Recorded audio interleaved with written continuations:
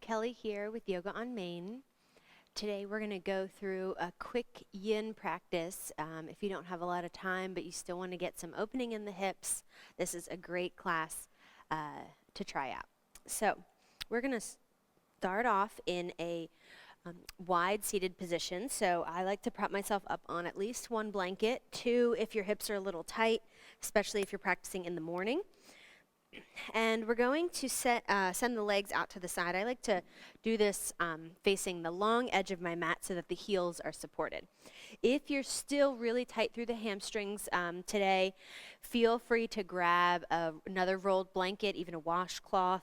Sometimes a block can be a little too rough on the back of the legs, but you could use a block as well just to support that bend of the knee. Good. Once you get into that position, we're going to lengthen up nice and tall. Fingertips can be down, or you can use some type of support to bring the floor to your fingertips. Pull the toes in, push the heels out. Relax the neck. And we'll take about 3 or 4 long centering breaths.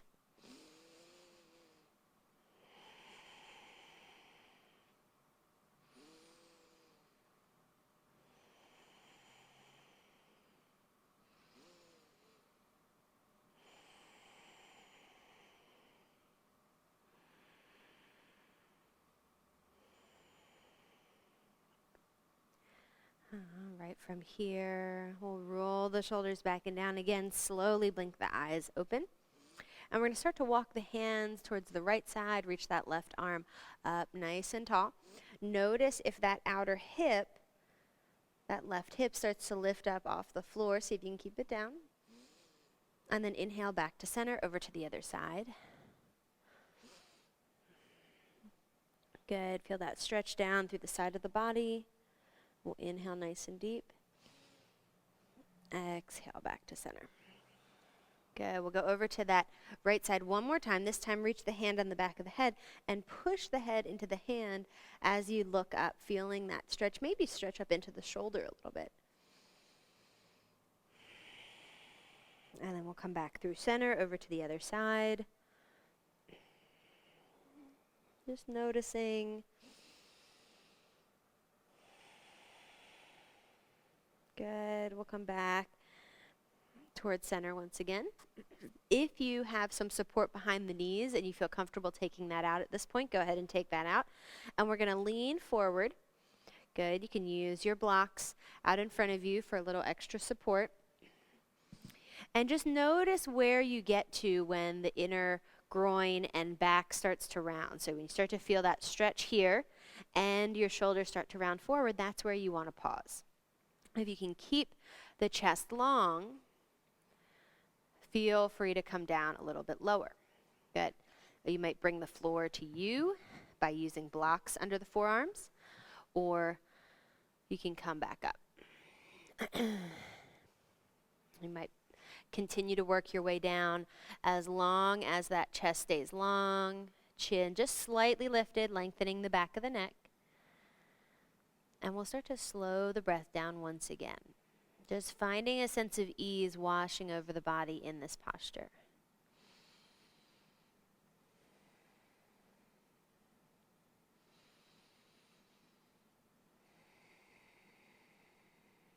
One more. And we'll walk those hands back up. Good. All right, lean back, just hold on behind the knees to gather those legs in. And we're going to come into fire logs position next. So the idea is that you have the shins parallel to the shoulders. So it looks like this. If that doesn't feel quite right for you, or if this knee is way up towards the chest and you can't sit up straight, then just come into regular Sukhasana, crossing one shin in front of the other. Try to get the knees at about hip height or lower. So if you need to prop yourself up on more support, a blanket, sometimes even a nice big bolster helps out. Otherwise, we'll come into that fire logs position. Gentle pressure on the inside of the foot and the inside of the knee help even out those hips. We feel that nice big stretch. And we'll close the eyes to soften and breathe.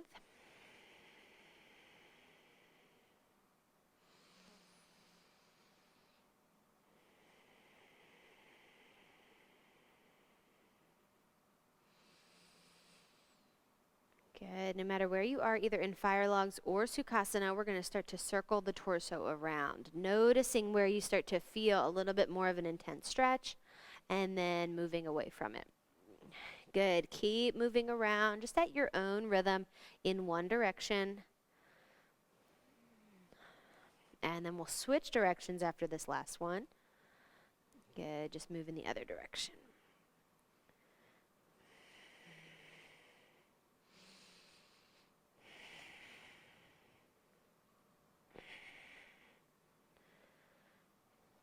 All right, from here, pause, reset. And then if you're in fire logs, we'll replace the legs, so bringing the, or switch the legs, reverse the legs, not replace the legs. And we'll bring the opposite leg on top. If you're in Sukhasana, you're just going to bring the opposite leg in front, okay? One may look or feel very different than the other. So this outer hip flexibility is can be very, very different and feel very, very different side to side. Pause and breathe first. So just think about lengthening up the spine, creating space.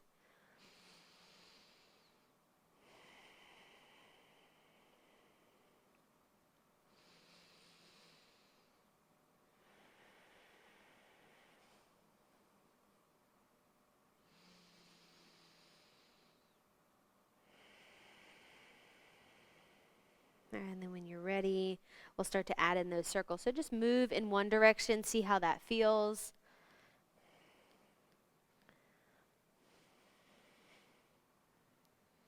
And then the other direction.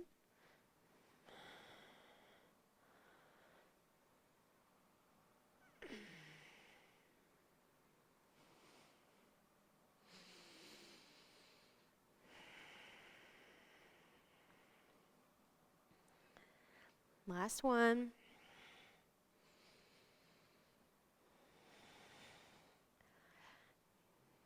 Good. When you're ready, we'll roll those shoulders back, release the legs, just give them a little shake. All right, we're going to come back onto the back next. I suggest having a block, but if you don't have a block, a folded blanket will be fine. I'll give you a few options. We're going to be in a supported bridge pose. So if you know this posture and you want to come right in, feel free to do so. Otherwise, check out some of the options you have with the props you have available. So the first is with a block. We come into our reclined position, check in on the low back, and then we push into the feet, slide a block right under the sacrum. You want it to be somewhere between the tailbone and the top of your pants. So you don't want it to be up into the rib cage or that area of the low back. It should feel comfortable. Check in here, okay? If you don't have a block available, a rolled blanket is perfect. So you can have something like this, about this size, or you could even fold it up one more. And then you're just going to kind of slide it under that same area of the sacrum. Feel supported here. And let the hips relax down. Good. Once you get into whatever prop variation suits you, take a moment to notice the back of the shoulders, roll them back down and under. Let the hands reach out to the sides. And then let the belly soften, just kind of hanging into the lower part of the back instead of pushing up. So just kind of let everything, all the organs kind of sink down, giving yourself some space for the breath.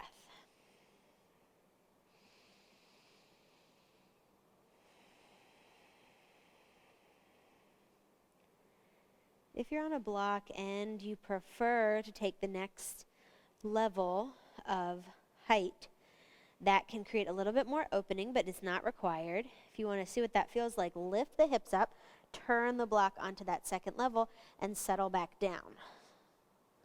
Check back in on the shoulders, the neck, your support,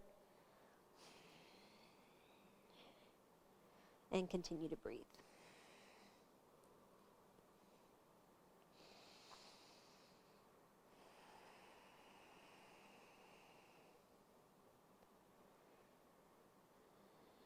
Soften the cheeks, the jaw, the muscles around the eyes. And just let this sense of ease wash over the body.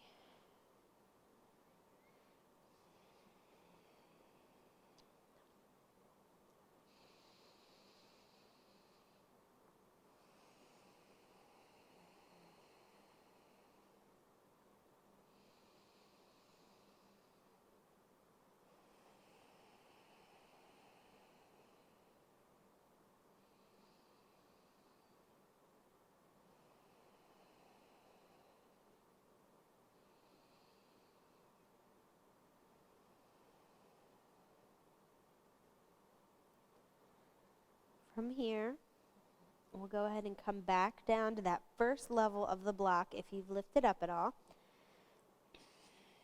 If you're still on your blanket, just stay where you are. We'll check back in on the shoulders, see how everything feels. And then we're going to take this next part nice and slow. So it's extending the legs out, but we just want to make sure that this doesn't aggravate anything in our low back at all.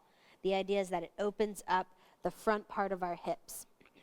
So we'll start with one leg and just slowly start to walk it out. We're kind of seeing what that feels like. Check that out.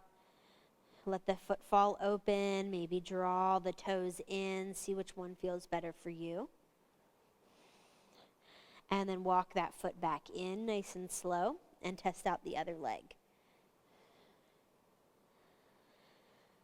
What happens a lot when we sit at a desk, sit in the car, these muscles on the front of the hips start to shorten, and they actually strain when we start to find this correction in our posture or a posture like this. They start to strain the back of the body. So we want them to stretch and open passively. We don't want to add any extra pressure or strain on the back. All right, if both of those legs felt good and you want to continue to move forward, you'll take the other leg out. And again, you can test out if it feels good to have the toes pulling in or maybe flop open. And then check back in on the shoulders. The shoulders and the back of the head need to stay down. If you're kind of lifting up because of that tightness in the hips, then that's a sign to maybe just keep the knees bent on the floor. You're getting a lot of the same benefits just by doing this with the knees bent. So feel free to stay there if that's what your body needs.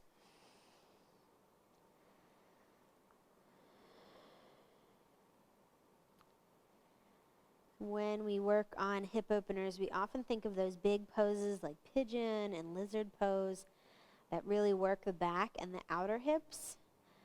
But I find this tightness in the hip flexors is the cause of most of the low back issues that a lot of people have just from the way we sit and how often we sit in our lives. Continue to soften the breath. Feel that opening stretch down all the way into the top of the thighs, front of the pelvis.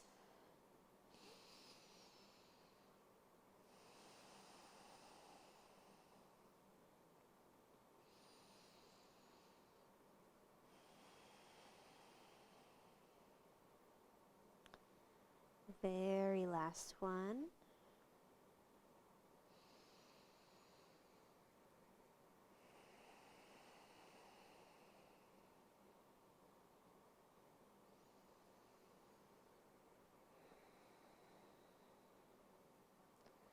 Just as slow as you came into it, with just as much awareness, we'll gently draw those feet back in. Good. And once you get the feet in, supporting the body, we'll lift up, slide the block out, and then gently come down onto the back. Before moving anything else, just find stillness for a moment. See how that feels on the back. And then you can let those knees just slowly drop to one side. Can look to the other side, find a little gentle twist. We'll inhale back up to center, over to the other side.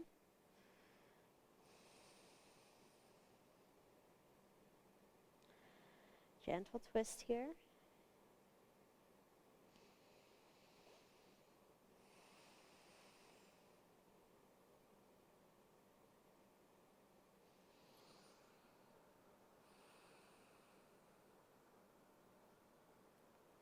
Back up through center, and then only if it feels okay for your body, pull the knees into the chest. Circle around, rock side to side, whatever you need.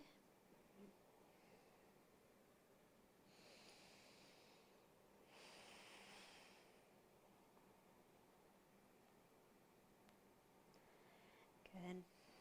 All right, when you're ready, we're going to roll to one side. Gently push your way up for our last two postures. And we're going to bring the bottom of the feet together out in front of us. For our bound angle position, I suggest something under the hips once again. That really brings a little bit more comfort and ease into the body. So bring the bottom of the feet together and start with a nice big shape between the legs. So you don't need to slide those heels in as close as possible. We'll inhale, lengthen up, get a nice tall spine, check in on the head and neck. And then we'll exhale forward. You can just lean on the legs. You could use the blocks for some support. Good.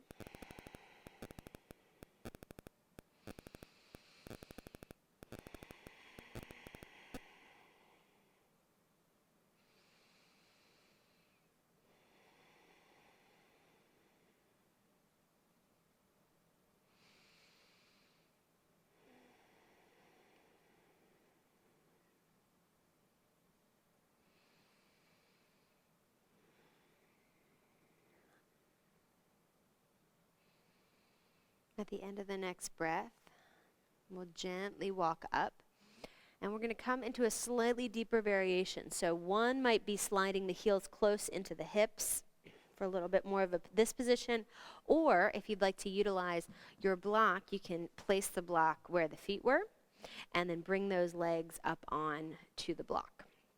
Now, if you get into this position and your hips start to talk to you and say, no way, then listen and come back. One other way to use the block is to bring the feet to the outer edge of the block. This is just going to give you a little bit more space. So try whichever variation suits your body. For our last seated posture, we'll inhale, lengthen up, still find that space. Exhale, lean forward any amount. You can place the elbows on the knees. You can hold on to the feet. Think about pulling that heart towards the heels. And then when you find as much space as possible through the low back, then gently let the shoulders come forward. Head can relax forward.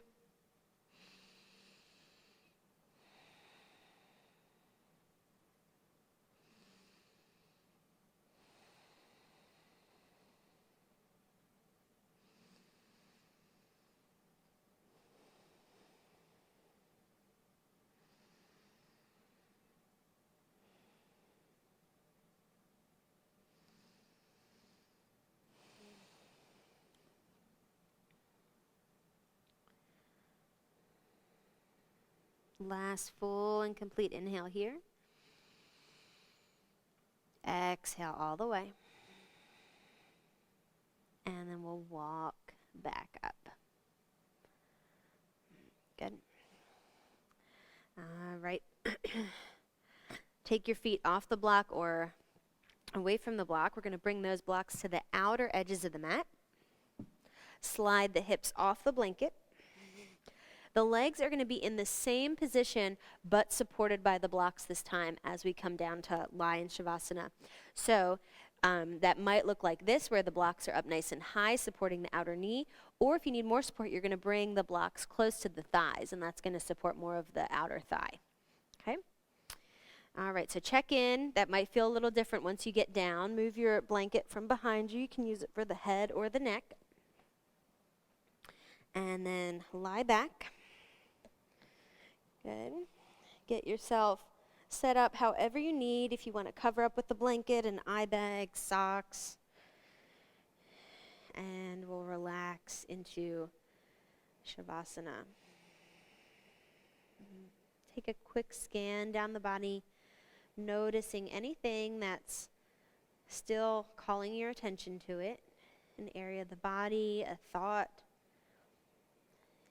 Give it a moment. Acknowledge it, and then take a nice long exhale and let it go. And you might need to do this a few times, a few different areas of the body, a few different thoughts that continue to roll in. That's all part of our yoga practice.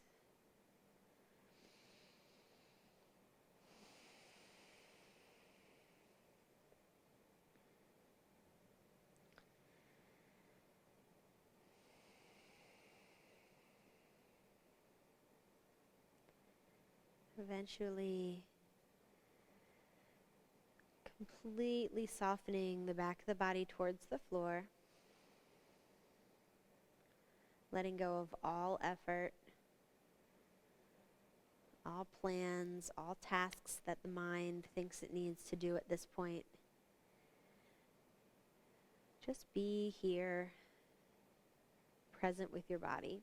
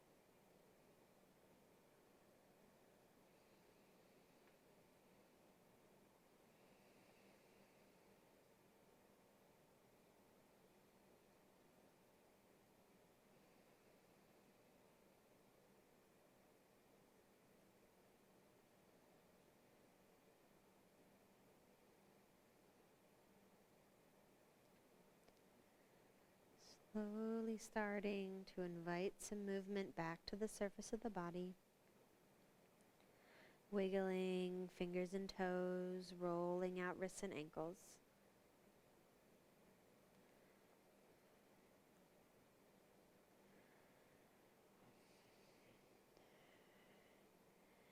Gently lifting the legs back up to a bent knee position. Pull them in towards the chest for just a moment. And then we'll make our way over to one side. Rest here for a moment, thanking your mind and body for the work that it's done. And then using that top arm, we'll gently push up back to a seated position.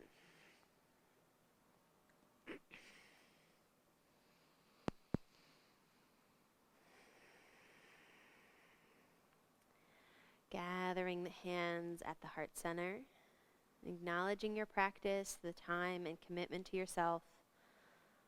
The light in me honors the light in each and every one of you. Namaste.